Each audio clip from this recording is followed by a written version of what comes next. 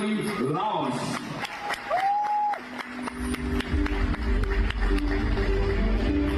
Tepuk tangan kurang meriah dong. Sejarah ini. Yeay.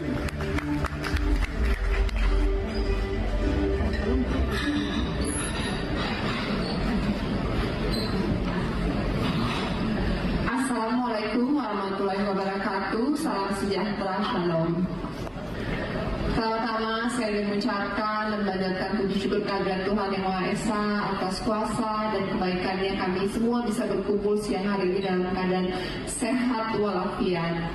Saya mengucapkan yang saya hormati para ketum, sekjen dan yang mewakili dari 8 partai koalisi, mungkin ada perwakilan dari para DPP-nya di sini, dan juga ada duta besar dari Spanyol dan UK. Thank you for coming. And Iren dan RRI dari Dapil Maluku Utara, ada Alternate dan Pananto DPD RI dari Maluku Utara.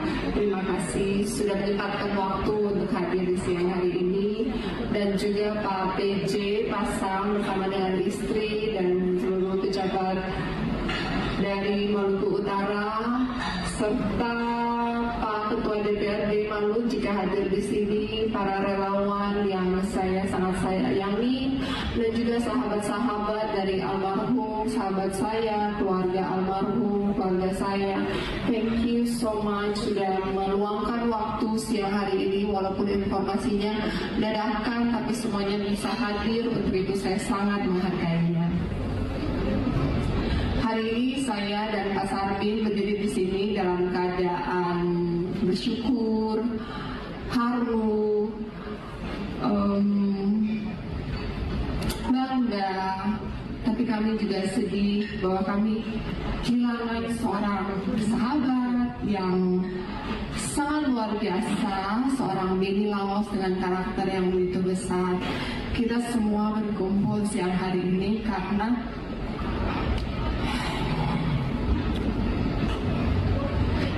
seorang Benny Laos. Saya hari ini dilantik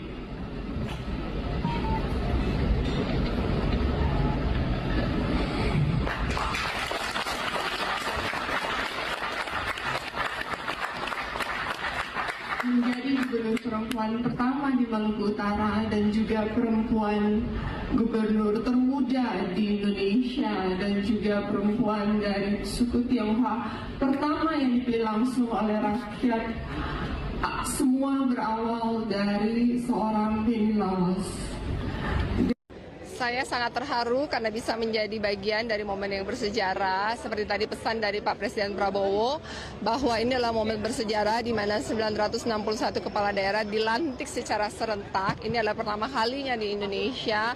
Dan beliau juga berpesan bahwa setelah dilantik kami diharapkan untuk kembali ke daerah kami masing-masing dan memastikan bisa meningkatkan kualitas hidup dari masyarakat dan memikirkan solusi-solusi yang inovatif, out of the box, sehingga program beliau Asta Cita dari Presiden Prabowo, kami sebagai gubernur dapat memastikan terimplementasi dengan baik daerah kami. Dan pesan dari beliau adalah kami sebagai warga Bhinneka Tunggal Ika, berbeda-beda tetapi tetap satu, untuk terus bekerja sama, bersinergi dan berkolaborasi. Tentunya kinerja dari kepala daerah ini diharapkan untuk dapat secara segera diakselerasi. Prioritas apa dari Ibu Shirley untuk Maluku Utara, program-program yang akan segera dilaksanakan?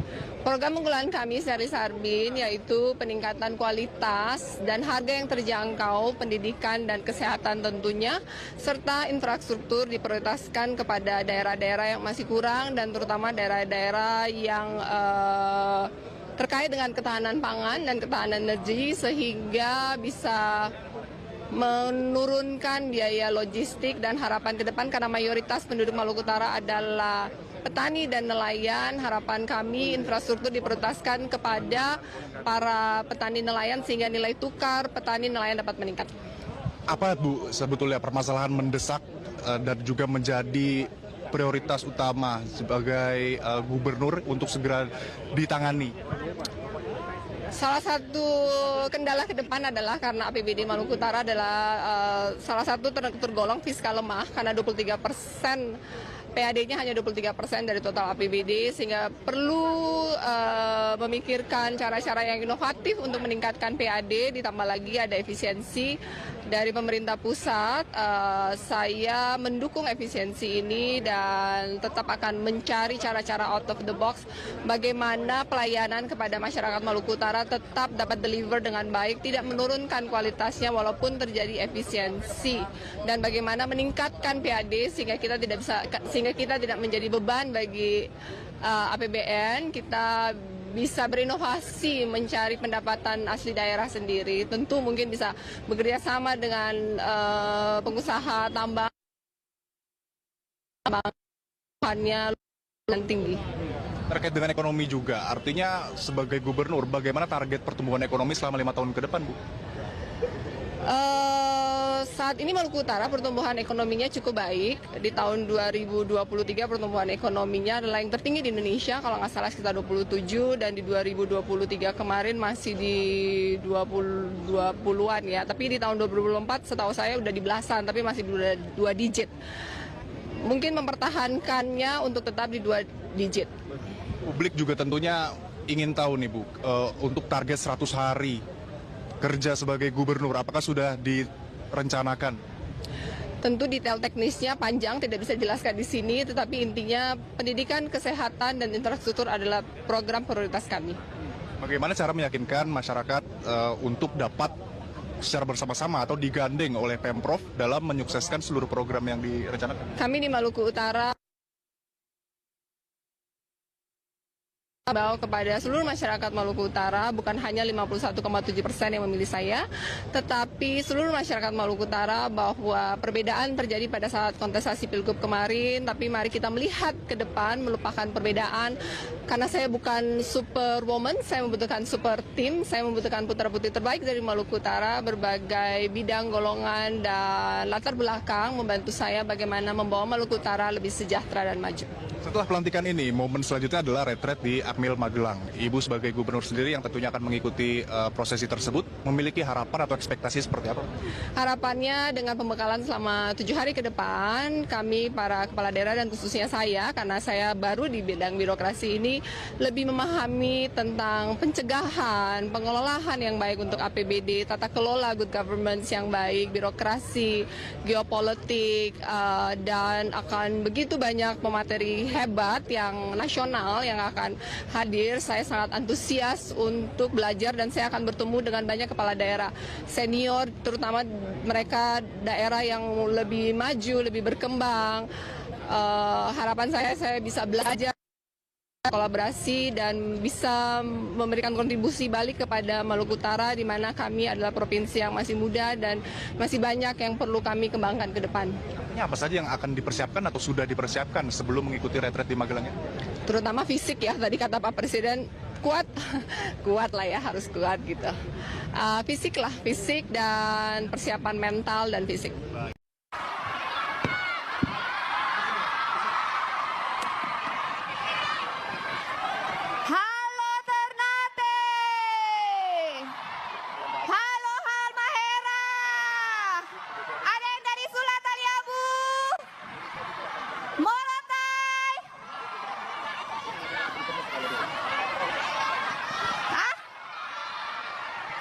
Hujan, kalian basah, saya pun basah.